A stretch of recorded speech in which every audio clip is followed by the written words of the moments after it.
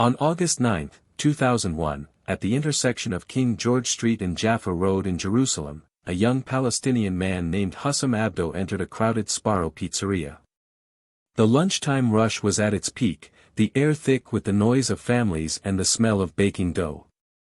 At his feet, he placed a large, black guitar case, its weight disproportionate to its assumed contents, for it did not contain a musical instrument. Instead, its interior was meticulously packed with approximately 10 kilograms of high explosives, surrounded by a dense matrix of nails, screws, and metal bolts designed to function as shrapnel, maximizing lethality within the enclosed space. To any observer, he was the archetype of the grim figure that had become a hallmark of the Second Intifada, the suicide bomber, a human delivery system for a weapon of indiscriminate terror, moments away from martyrdom and mass murder. Yet, Abdo was not there to complete his mission as his handlers from the Nablus-based Hamas cell had instructed. He was engaged in a final, perilous act of deception, the culmination of a long and psychologically tortuous operation. His presence in the pizzeria was not the prelude to an attack, but the trigger for its pre-planned dismantlement, an intricate piece of operational theater directed from a secure command post by his handler, a female Israeli Shin Bet officer known only by the operational pseudonym, Zora. The strategic context in which this operation unfolded was one of near-existential crisis for the Israeli security establishment. The outbreak of the Second Intifada in late 2000 had unleashed a wave of violence qualitatively different from previous conflicts. The suicide bombing campaign, orchestrated primarily by Hamas and Palestinian Islamic Jihad, had moved beyond military or political targets and now systematically aimed at civilian centers, buses, cafes, shopping malls, and public squares. This strategy was designed not for territorial gain but for psychological attrition, to sow terror and societal paralysis by demonstrating that no place was safe. For the Shin Bet, Israel's internal security service, this presented an unprecedented challenge. Conventional intelligence methodologies proved inadequate against this new threat paradigm. The perpetrators of these attacks were, by design, the ultimate single-use weapon. Upon detonation, the bomber was eliminated, and with him, the most direct link to the operational network that had dispatched him. This act of self-annihilation effectively erased the primary evidence trail, leaving intelligence agencies to work backwards from the forensic chaos of the blast site, a process that was slow, often fruitless, and always reactive. The operational cycle of a suicide bomber was terrifyingly short. An individual could be recruited, indoctrinated, armed, and deployed within a matter of days, offering an exceptionally narrow window for detection and intervention. The failure of traditional intelligence-gathering methods to stem the tide of bombings necessitated a radical shift in operational doctrine. Electronic surveillance, or SIGINT, while useful for mapping broader communication networks, was frequently circumvented by the terrorist cell's disciplined operational security. They relied on couriers and face-to-face meetings, rendering wiretaps and email intercepts of limited value in uncovering imminent plots. Human intelligence, or HUMINT, the bedrock of counter-terrorism, was exceedingly difficult to cultivate. The communities in the West Bank and Gaza from which the bombers were drawn were often insular, bound by dense kinship networks and a pervasive atmosphere of suspicion toward outsiders and collaborators. Penetrating these closed societies to recruit assets was a slow, dangerous, and low-probability endeavor. The existing assets were often peripheral figures, providing valuable atmospheric intelligence but lacking the direct access required to preempt a specific attack. The Shin Bet was perpetually one step behind, a reality underscored by the mounting civilian casualties and the palpable fear gripping the Israeli public. The strategic imperative became brutally clear. They had to move from a reactive posture of post-attack investigation to a proactive strategy of pre-attack intervention. This required getting inside the operational cycle itself, a feat that seemed almost impossible without a source who was not merely close to the plotters, but who was the designated plotter himself. The specific network that dispatched Hussam Abdo was a highly effective Hamas cell operating out of Nablus, a city that had become a major hub for the planning and execution of attacks. The cell's leader and chief bombmaker was a man named Imad al-Din Adnan al-Masri, a skilled technician who had refined the design of the explosive belts and devices to increase their destructive power and make them more easily concealable. His expertise was a critical component of the cell's lethality. The recruitment and handling of the bombers were managed by others, who sought out young, disaffected men, often those who had experienced personal loss or humiliation at the hands of the conflict. They were experts in psychological manipulation, preying on a potent mixture of religious fervor, nationalist grievance, and a desire for personal validation and posthumous glory. The profile of a typical recruit was a young man in his late teens or early 20s, unemployed or underemployed, with a strong sense of disenfranchisement and a recent personal trauma, such as the injury or death of a friend or family member in clashes with Israeli forces. This was the precise psychological template that Hussam Abdo fit. His older brother, a member of the Tanzim militia, had been killed in a firefight, instilling in Hussam a profound desire for revenge and a vulnerability that the Hamas recruiters were quick to identify and exploit. He was consumed by grief and a sense of powerlessness, making him a prime candidate for the narrative of redemptive violence offered by the organization. He willingly volunteered for a martyrdom operation, seeing it as the only meaningful course of action available to him. It was within this crucible of personal grief and ideological indoctrination that the seeds of an audacious intelligence operation were sown. The Shin Bet's proposal was a pivot from traditional asset recruitment to something far more dangerous and conceptually fraught, the turning of a fully committed, vetted, and dispatched suicide bomber into a double agent at the 11th hour.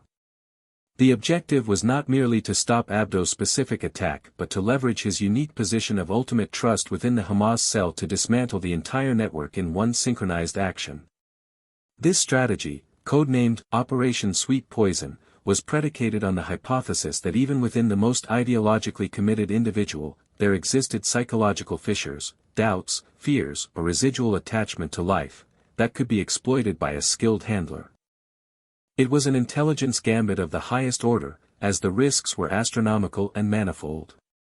The primary and most terrifying risk was that the asset, Hussam Abdo, could be playing them, a triple agent whose true loyalty remained with Hamas.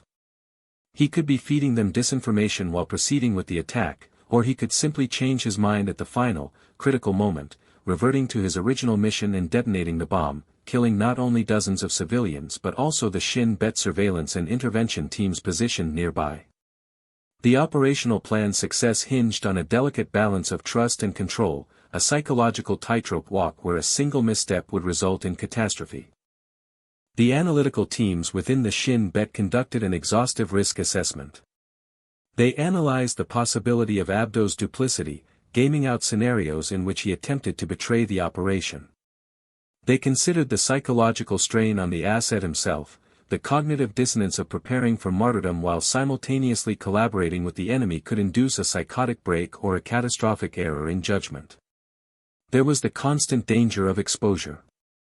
If Hamas discovered his betrayal, he would be executed immediately, and the entire operation, along with the intelligence channels that led to him, would be compromised, setting the agency's efforts in the region back years.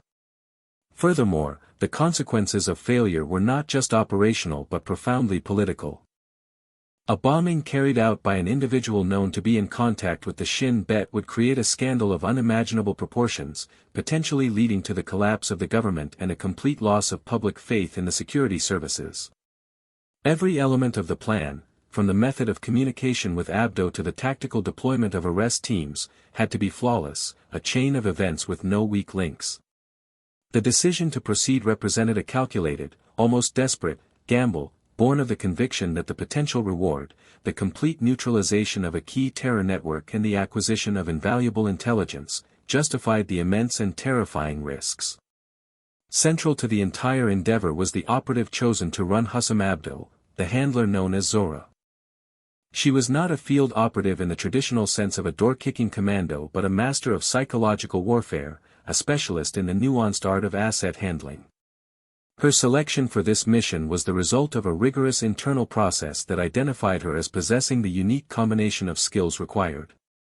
Zora was a native Arabic speaker, not merely fluent but possessing a deep, intuitive understanding of the cultural idioms, social mores, and psychological landscape of Palestinian society. This allowed her to build a level of rapport and trust with her assets that a non-native speaker could never achieve. She had undergone years of intensive training at the Shin Bet's Academy, where she studied psychology, interrogation techniques, and the specific doctrines of running human sources in hostile environments. Her training emphasized empathy as an operational tool, the ability to understand an asset's worldview, motivations, and fears, not to sympathize with them, but to leverage them for intelligence objectives. She was conditioned to operate under extreme stress, to project an aura of calm authority, and to make life-or-death decisions based on subtle shifts in an asset's tone of voice or patterns of speech. For the Abdo operation, her role was to be his sole confidant, his guide, and his controller, the one stable point in the psychological storm he was about to enter. The process of turning Hussam Abdo began not with a threat, but with an appeal to the very disillusionment that had begun to fester beneath his commitment to martyrdom. After his initial recruitment by Hamas, but before he was given a target, Abdo had been arrested by Israeli forces on a minor charge, a stroke of fortune that provided the Shin Bet with the crucial window of access. It was Zora who conducted his interviews. Instead of a harsh interrogation, she initiated a series of long, probing conversations. She had studied his file meticulously, his family background, the death of his brother, his social connections. She employed a technique known as motivational interviewing, encouraging him to explore the contradictions in his own thinking. She did not condemn his anger or his desire for revenge but reframed it, suggesting that the path Hamas offered was not one of strength and honor, but of nihilistic self-destruction that would achieve nothing for his family or his people. She spoke of the future he was throwing away, of the sanctity of life, and contrasted the Hamas leadership, who sent young men like him to die while remaining safe, with a different path, one where he could truly make a difference by preventing the deaths of innocent people on both sides. She offered him not just an escape from his mission, but a purpose. The core of her strategy was to replace the psychological rewards of martyrdom promised by Hamas with the tangible rewards of survival and the moral reward of saving lives. It was a slow, painstaking process of psychological deconstruction and reconstruction, conducted over many sessions, until Abdo's ideological certainty was eroded and replaced by a fragile trust in his female handler. Once Abdo agreed to cooperate, the next phase of the operation began, maintaining his cover as a loyal Hamas foot soldier while functioning as a Shin Bet asset. This required a level of tradecraft and self-discipline that pushed him to his limits. Zora became his virtual acting coach, meticulously scripting his interactions with his Hamas recruiters. Every meeting was rehearsed, every potential question anticipated. She instructed him on the subtle cues of body language, the tone of voice, and the specific religious and nationalist rhetoric he needed to employ to project unwavering commitment. Communication between Abdo and Zora was governed by a strict and complex protocol designed to be untraceable. They used a system of pre-arranged, short-duration calls from public telephones, employing simple, innocuous-sounding code words to convey critical information. A reference to a sick relative might signal an upcoming meeting, a comment about the weather could indicate a change in location. Zora also established a series of dead drops in Nablus, locations where Abdo could leave detailed written reports or receive instructions, concealed within everyday objects like a discarded newspaper or a hollowed-out rock. This dual existence placed an immense psychological burden on Abdo. He was living a lie, surrounded by men who would kill him without hesitation if they suspected the truth, his every action dictated by a voice on a telephone, a ghost in the machine of his life. Zora's role evolved from recruiter to something akin to a therapist, constantly reinforcing his decision, managing his fear, and keeping him focused on the operational objective. The technological and tactical architecture supporting the operation was as complex as the psychological manipulation at its heart. While Zora managed the human element, a vast technical apparatus was mobilized to provide a safety net and a means of verification. When Abdo met with his Hamas handlers, he was often equipped with a miniature audio transmitter, a device so small it could be sewn into the seam of his clothing. The recordings from these meetings were invaluable, providing real-time intelligence on the cell's plans and, just as importantly, allowing Zora and her team to verify that Abdo was reporting accurately and not withholding information. The Shin Bet also deployed a multi-layered surveillance strategy in Nablus. This included static observation posts in covertly rented apartments overlooking key meeting points, mobile surveillance teams in civilian vehicles modified with hidden cameras, and, when possible, aerial surveillance from unmanned drones.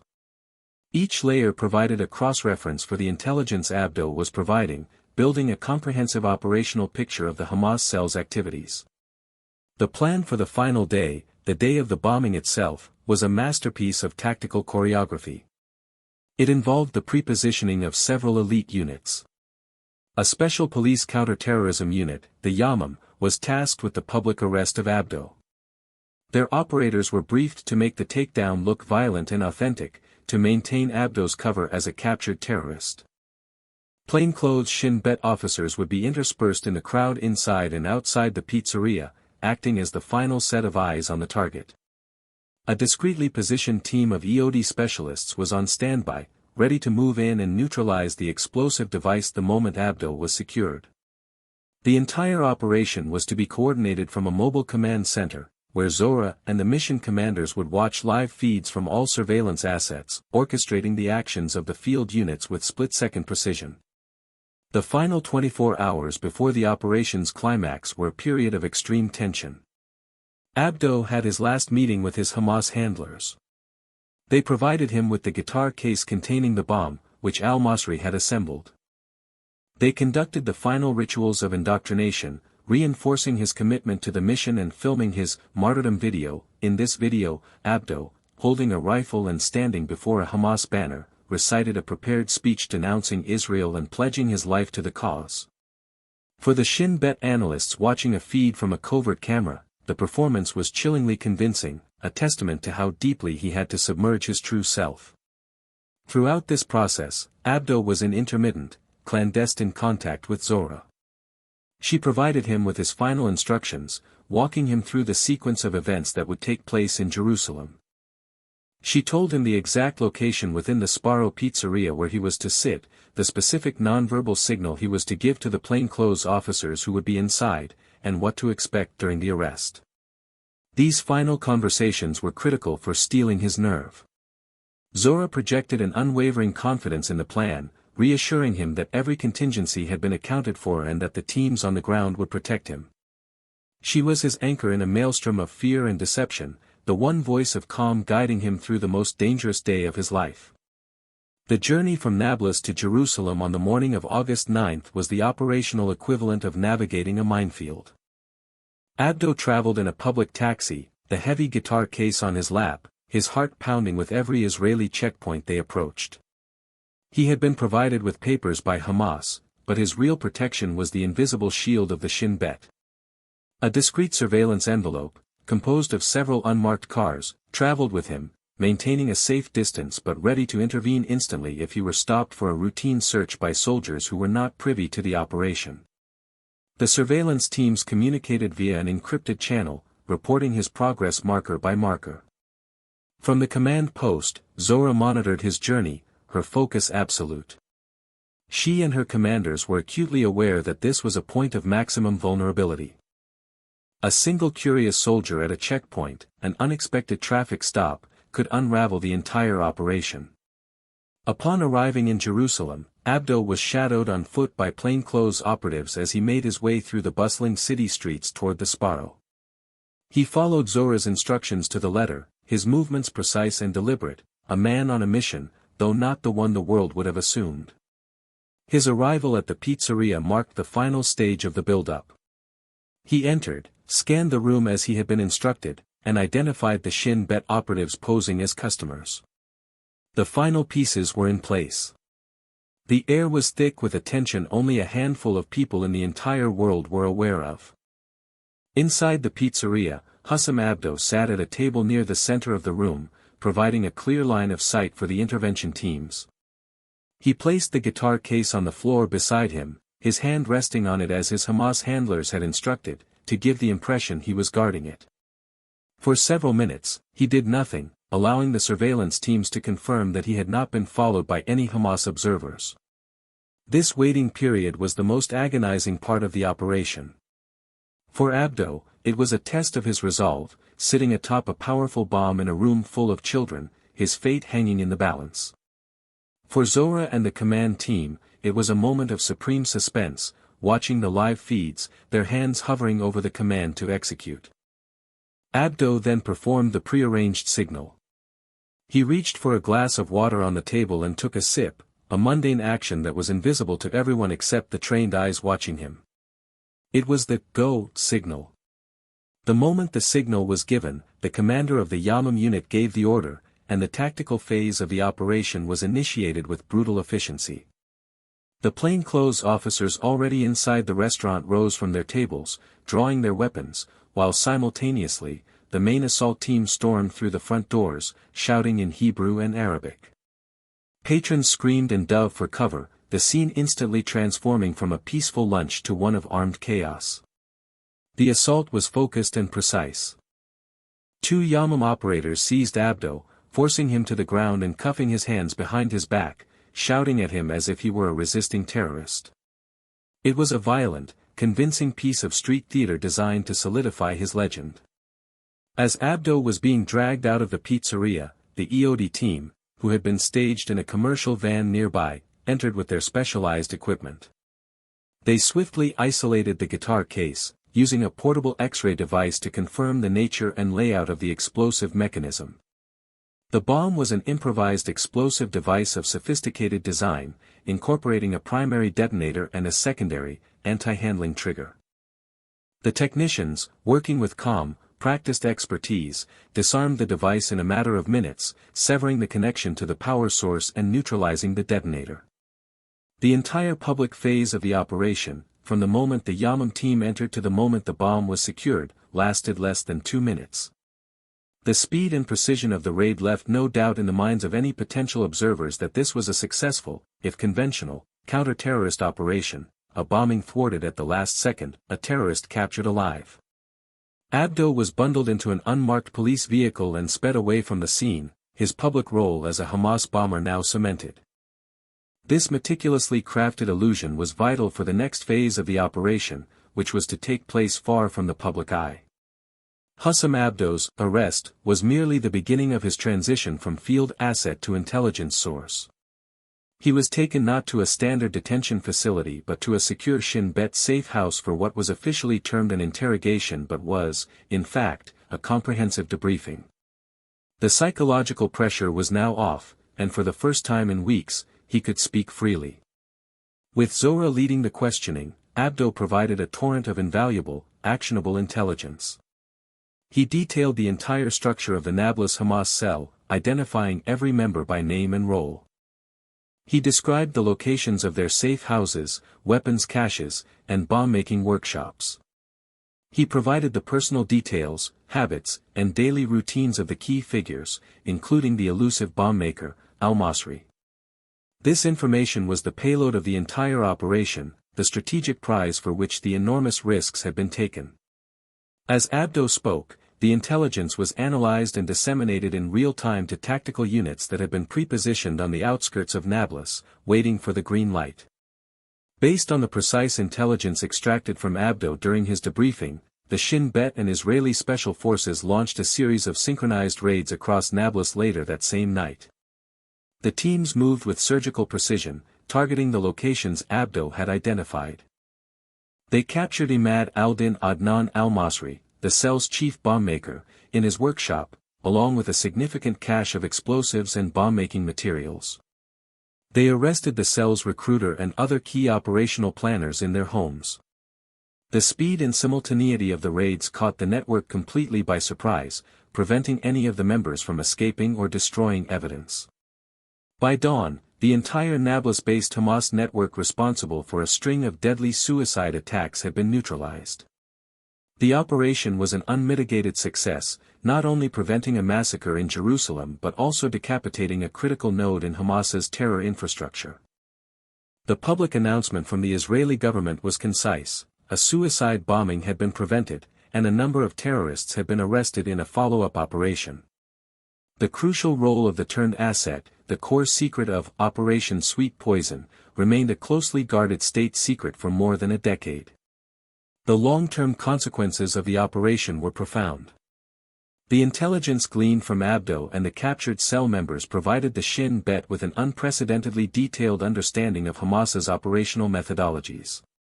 They learned about recruitment and indoctrination techniques, internal security protocols, and bomb-making innovations. This intelligence directly informed and refined Israeli counter-terrorism doctrine, leading to the development of new methods for identifying and intercepting potential bombers. The psychological profile of Abdo himself became a key case study within the agency, providing a template for how to identify and exploit vulnerabilities in other potential recruits, leading to other successful turning operations in the years that followed. The strategic value of preventing the Sparrow bombing was immense, but the value of the intelligence gained from turning the bomber was arguably even greater, saving countless lives by enabling the preemption of future attacks. The human cost of the operation, however, was significant and deeply personal for its two central figures. For Hussam Abdo, saving lives came at the price of his own. Branded a traitor, he could never return to his home or his family. He was given a new identity, a new life in a new country, and financial support by the Israeli state. But he was condemned to a life of exile, forever looking over his shoulder, haunted by the past he had betrayed and the future he had lost. He had chosen life, but it was a life lived in the shadows, a permanent ghost. For Zora, the successful operation was a career-defining achievement, a testament to her extraordinary skill as a handler.